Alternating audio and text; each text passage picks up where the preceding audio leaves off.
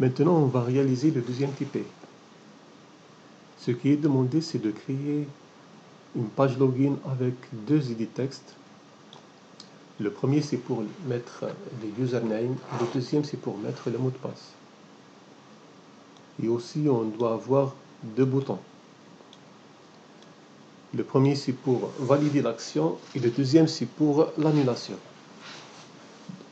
Donc, ici, pour les actions, il suffit d'afficher un message à l'écran.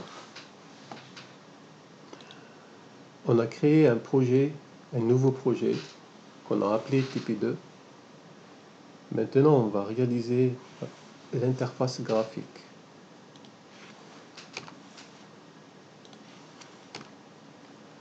Alors, on va créer avec des layouts simples notre interface.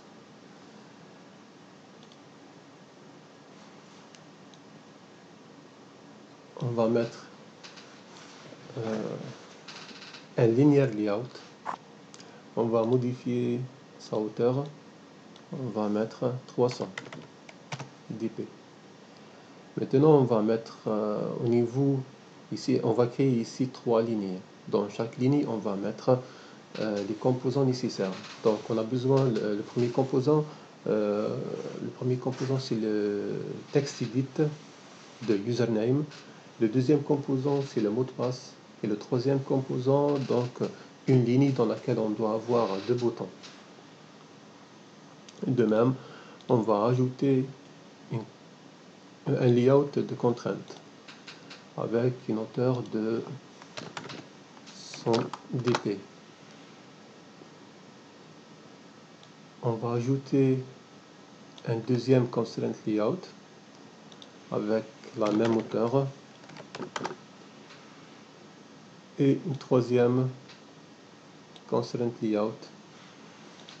Donc on a 3 lignes. Au niveau de la première ligne, on va ajouter un edit texte.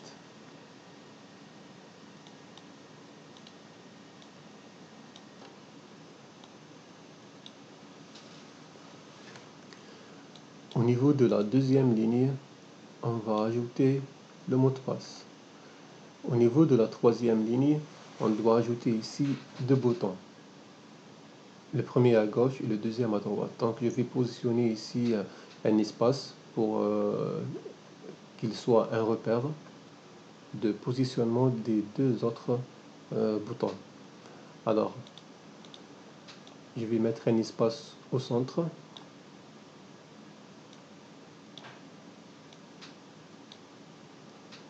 Et par la suite, je vais ajouter deux boutons. Le premier bouton, ça c'est le bouton annuler.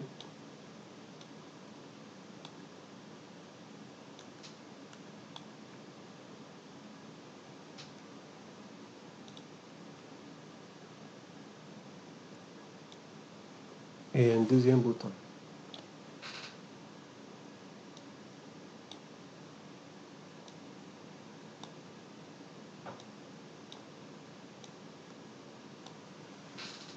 Je vais augmenter la largeur des deux boutons.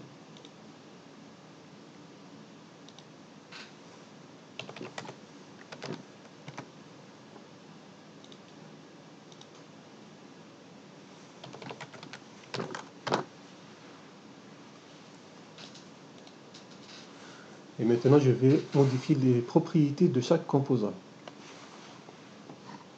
Pour le username, celui-là, donc je vais supprimer le texte. Je vais ajouter un hint pour afficher un texte comme quoi il sert à quoi ce champ de texte. Donc maintenant on va afficher username et aussi je dois positionner le texte au centre.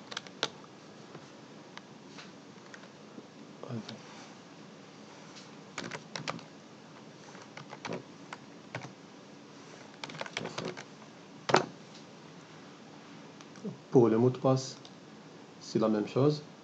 sauf ici, donc il ne contient pas de hint. On va lui ajouter un hint.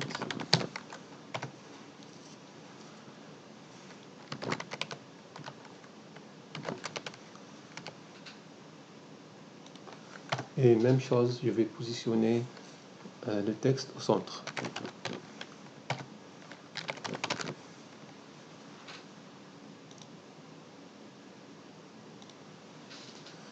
Pour le premier bouton annuler, alors le texte, ça sera annulé. Et aussi pour le deuxième bouton, c'est OK. Maintenant, on va vérifier les ID. Pour le premier ID texte, je vais renommer son ID. Je vais mettre T pour texte username. Pour le mot de passe,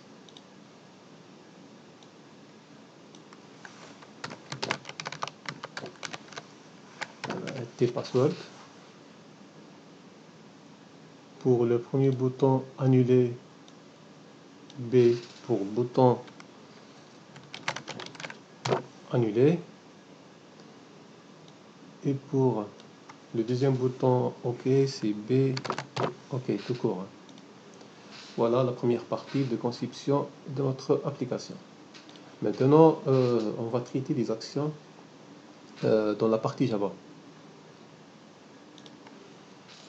Alors, à ce niveau-là, on va définir les actions des deux boutons. Tout d'abord, on a la méthode annulée. On peut la déclarer publique. Et j'ai pas besoin de déclarer des paramètres à ce niveau-là. Alors, selon le type P, j'ai besoin ici d'afficher un message.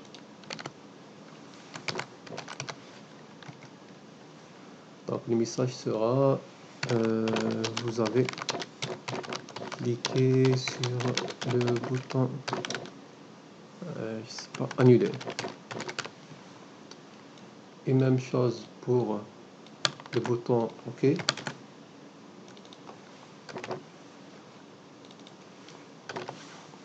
Maintenant, on peut lier les actions des boutons avec les composants.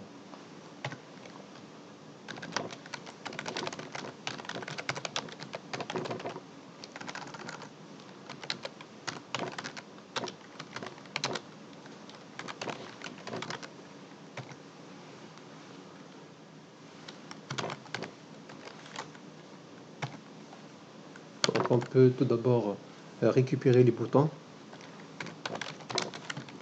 Le bouton annuler.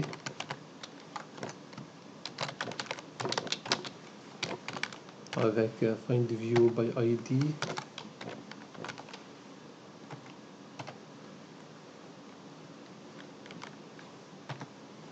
Voilà le premier bouton.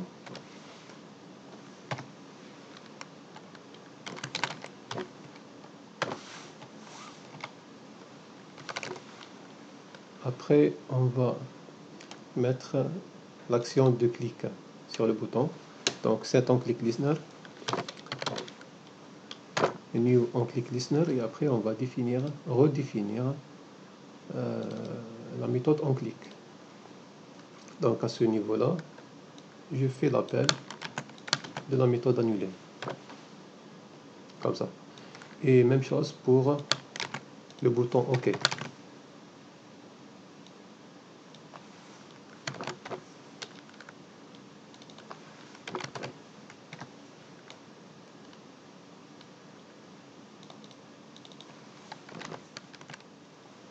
On doit modifier ici le nom du bouton.